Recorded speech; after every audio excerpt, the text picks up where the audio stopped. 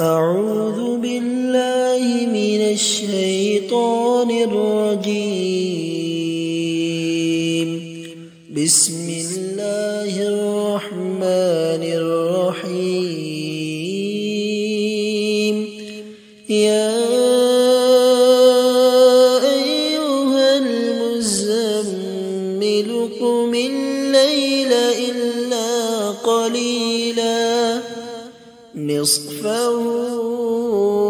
أو انقص منه قليلا أو زد عليه ورتل القرآن ترتيلا إنا سنلقي عليك قولا ثقيلا إن ناشئة الليل هي أشد وطئا وأقوم قيلا إن لك في النهار سبحا طويلا واذكر اسم ربك وتبتل إليه تبتيلا رب المشرق والمغرب لا إله إلا هو فاتخذه وكيلا واصبر على ما يقولون واهجرهم هجرا جميلا وذرني والمكذبين أولي النعمة ومهلهم قليلا إن لدينا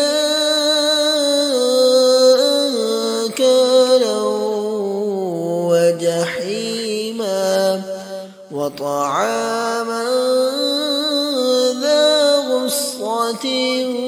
وعذابا أليما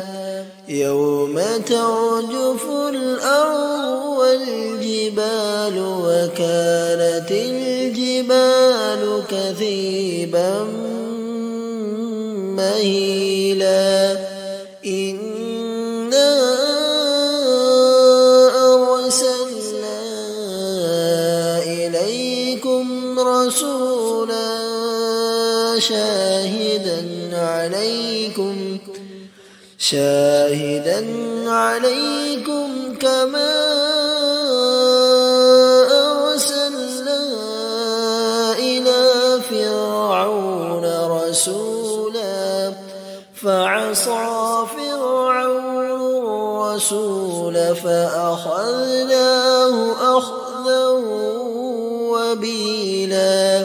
فكيف تتقون إن كفرتم يوما يجعل الولدان شيبا السماء منفطر به كان وعده مفعولا إن هذه تذكرة فمن شاء اتخذ إلى ربه سبيلا إن ربك يعلم أنك تقوم أدنى من ثلثي الليل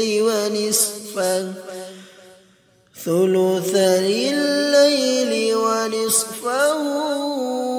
وثلثه وطائفة من الذين معك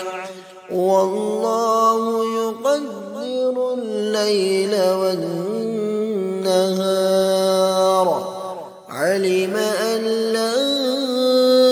تحصوه فتاب عليكم فاقرؤوا ما تيسر تيسر من القرآن علم أن سيكون منكم مرضى وآخرون يضربون في الأرض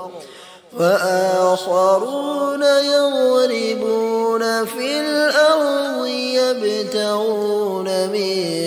فضل الله وآخرون يقاتلون في سبيل الله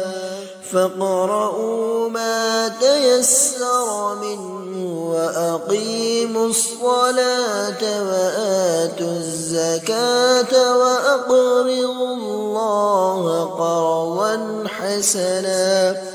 وما تقدموا لأنفسكم من خير تجدوه عند الله هو خيرا